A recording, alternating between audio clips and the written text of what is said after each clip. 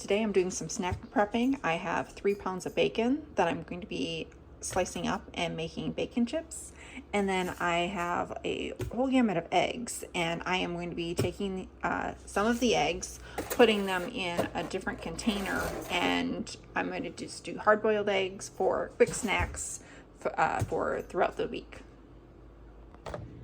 Now, when I'm making my hard-boiled eggs, I like to have my eggs at room temperature to help prevent them from cracking. So I am going to making 18 hard-boiled eggs.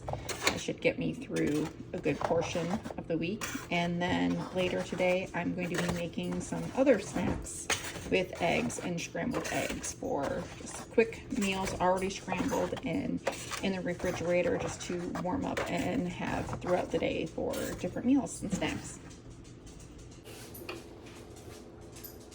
So I like to cut these in about 1-inch chunks. And I just put them in the pot.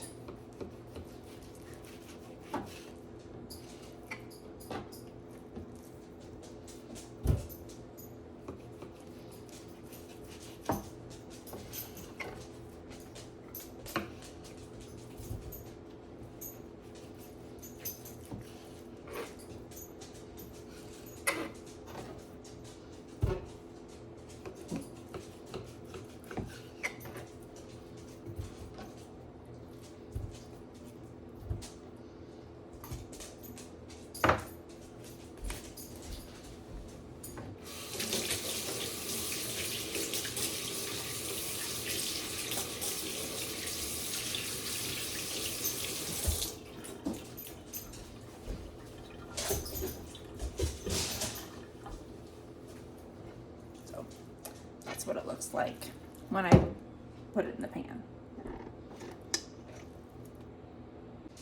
So I bring the bacon over, I put it on medium to medium high, and I put a lid on, and I will be stirring this up as it heats up and show you they end up being just bite-sized bacon pieces I use for bacon chips.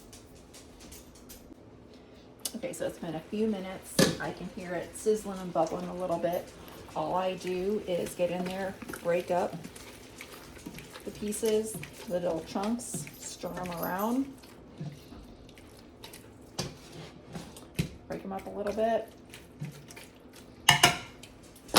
and put the lid back on. What I like about using this method when frying bacon is that the lid has a lid, there's no splatter, I'm not getting full of bacon grease, I'm not getting grease all over, and when I'm done, it's easier to pour the leftover bacon grease into a container versus trying to pour it out of a big pan. So I like using the pot for all of those reasons.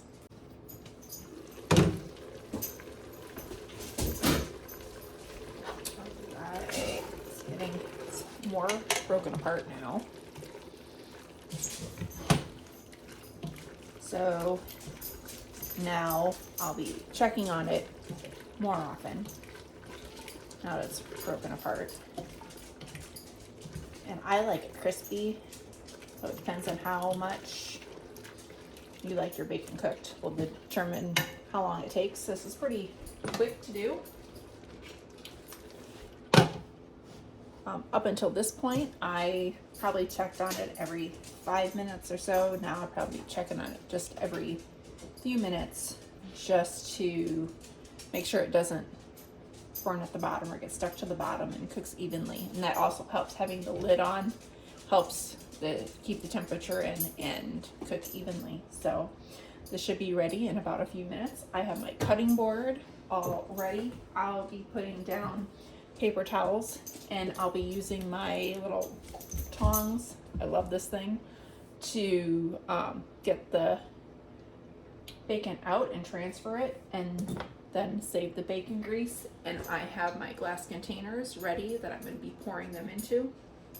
Usually 3 pounds, usually fits in a 2-cup glass container. So I have an extra one just in case I end up getting more. Okay, so here, this is what it looks like when it's pretty much almost done. I'm leaving the lid off of it to let them get a little bit more crispy. I just kept it on the same temperature the whole time. I'm going to lay out paper towels on the cutting board.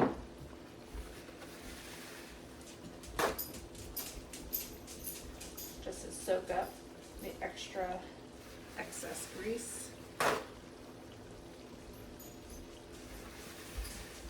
Plenty of them.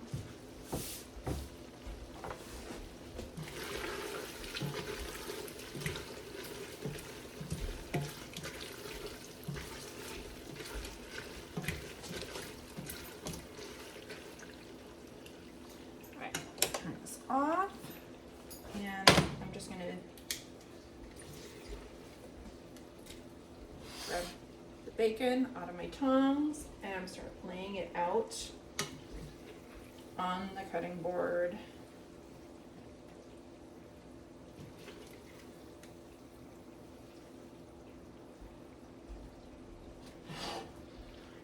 That's one of the things I love about these tongs is how they're wide so I can pick them up. And I love it for just even burger patties, being able to grab a burger patty and flip it over or take it off the grill. Love it for that. Try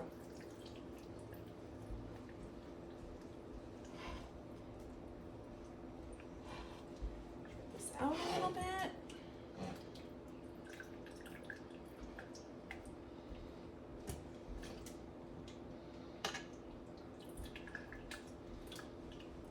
Trimming off some of that grease before it comes out on the board.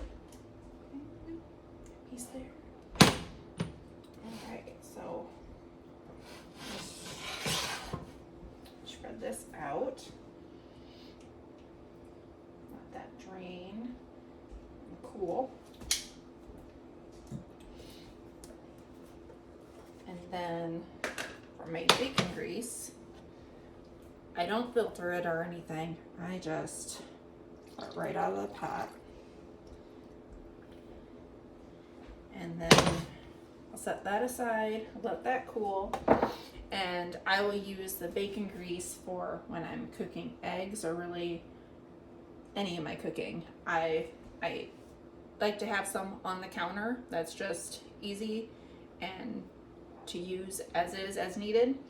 And anytime I want to store any of the bacon grease, I put it in the fridge and it'll stay in the fridge for quite a while.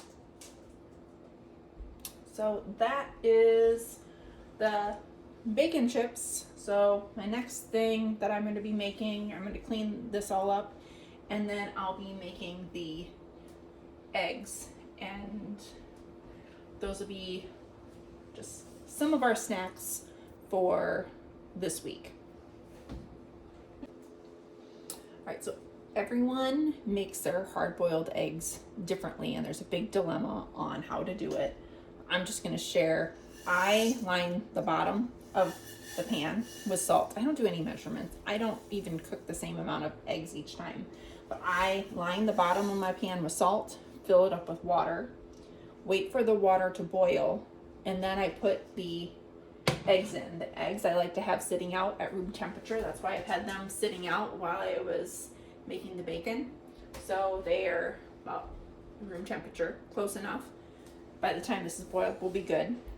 I like them at room temperature because it helps prevent them from cracking when I go to put them into the boiling water. And then once it's boiling, and once I have the eggs in, I wait for it to come back to boiling, and then I start a timer for 10 minutes. After that, I take the eggs out and I do the ice bath. I haven't had problem with peeling eggs. I've had different people wonder how I can peel my eggs so easily, and just by going off of their method, I think a lot of it has to do with they're not cooking it long enough. So I know there's different methods and different ways that worked. It works doing it in the, what am I trying to think of? I'm trying to think of the Instant Pot.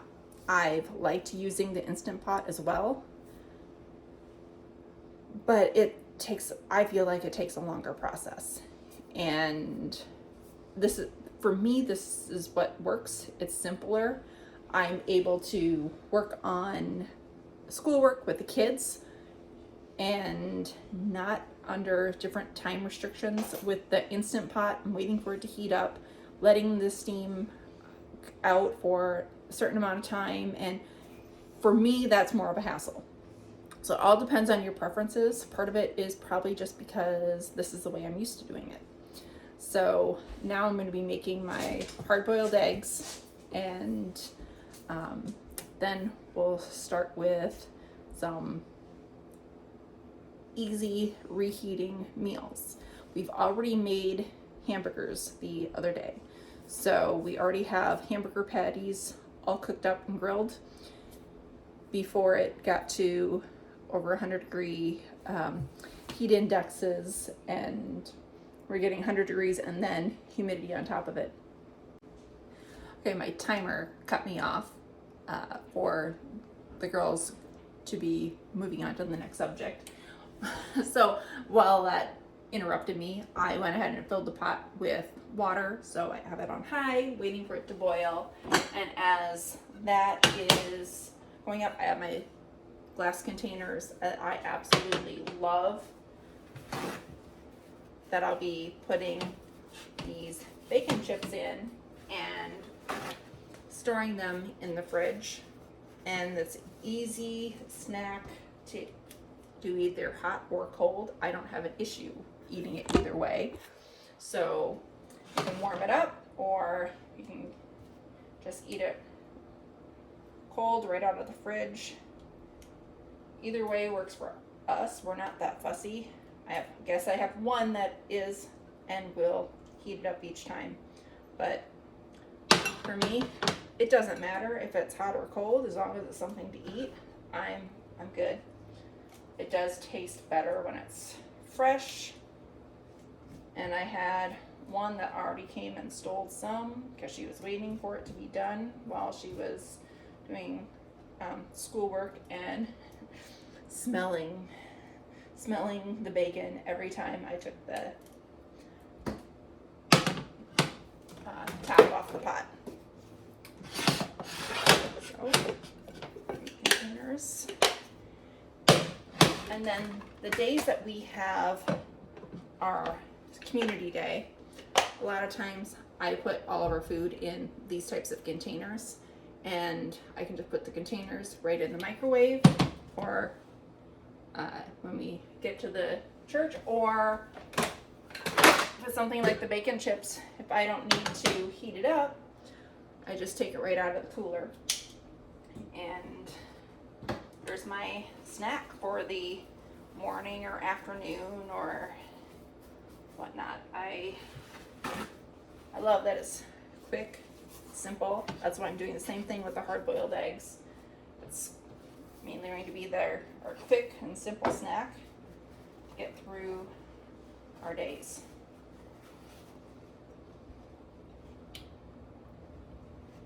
Alright. So there, 3 pounds of bacon fit in 3 of these containers. These containers are supposed to hold about 4 cups. And I got them on Amazon somewhere. I love them. I got made sure they're all the same brand, so they would stack inside each other. Wish they stacked a little bit closer together, but you get what you get. At least they fit inside each other. I was reading some of the reviews on different containers, and they didn't stack or fit inside each other. So they don't fit inside each other as much as I'd like them to, as far as space saving, but somebody will create something better, and then I'll be buying all new containers. So if you know one that stacks nicely, let me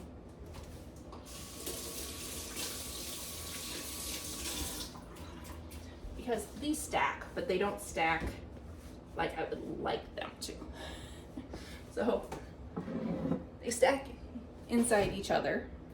However, it would be nice if this rim went and sat on top of this rim like a lot of the plastic containers do. So if they were stacked, they would only take up this much room. Like this would only be like that 1/4 of an inch, 1/2 an inch above the other versus that far. That's a lot of extra room that I would like to have in my cabinet. If you see some glass containers about this size, so this size seems to be about perfect for portions and reheating meals. What I love about these containers is they are freezer safe and oven safe. And so if I want to make, you want to make up a dish in what would normally be in a 9x13 pan, you can get several of these, have them in the oven and bake individual meal containers, because most of my meals that I'm going to eat fit in one of these containers. And it's a nice way to store things in the fridge. And that's another thing I like about the rectangle versus the circle, is they fit better in the cabinets and they fit better in the fridge, as well as the cooler if you're on the go. So there's my plug for those containers. Okay, so now that my water is boiling, I like taking a spotted spoon and putting the eggs in one by one that way. And I do it slowly, but not as slowly as I would if they were cooled. If they were coming right out of the fridge, I would be doing this much slower. So since they're already room temperature, they can go in a little quicker, and it won't take as long for the water to boil because they are already about room temperature, and it's not really going to be cooling the water down.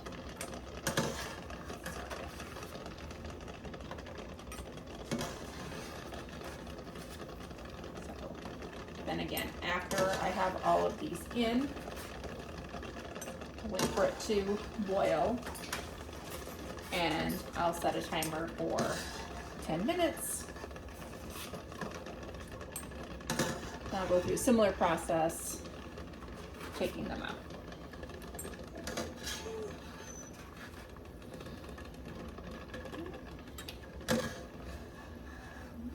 I did have one that looks like cracked open.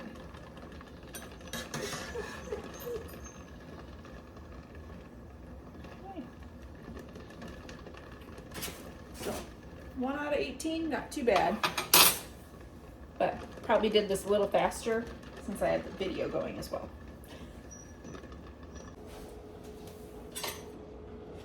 Okay, my timer just went off, so I'm going to take these boiling eggs.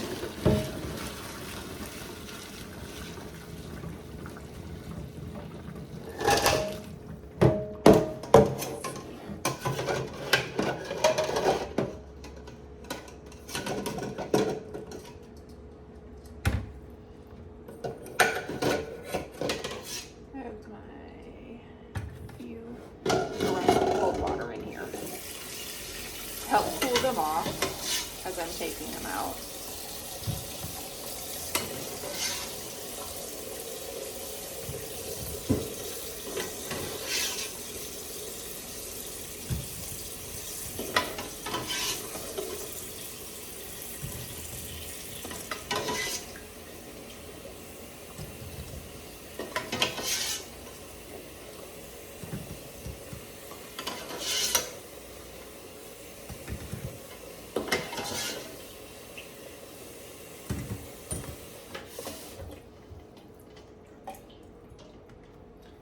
Now I can grab them by the hands. Just need the water cooled down enough to be able to hold them. All right. And then I put them in the sink that I have already had cold water, and then I do ice on top. That's why I like to use the colander. Keep them all together, and I just put the ice in the colander that is holding the eggs, so the eggs get cooled off quickly, and that has helped me as far as making it easy to do the ice bath and make it easy to peel the eggs. That's what I've done. So if you have some other method, share it below. What has worked for you, and is the process quicker, simpler? So I'll wait till the ice melts before I take these out, and I will let them dry, and then I'm just going to put them in this container that I have already marked for our hard-boiled eggs, so I know the difference and I know what eggs are hard-boiled or snacks, and I'll keep those in the fridge.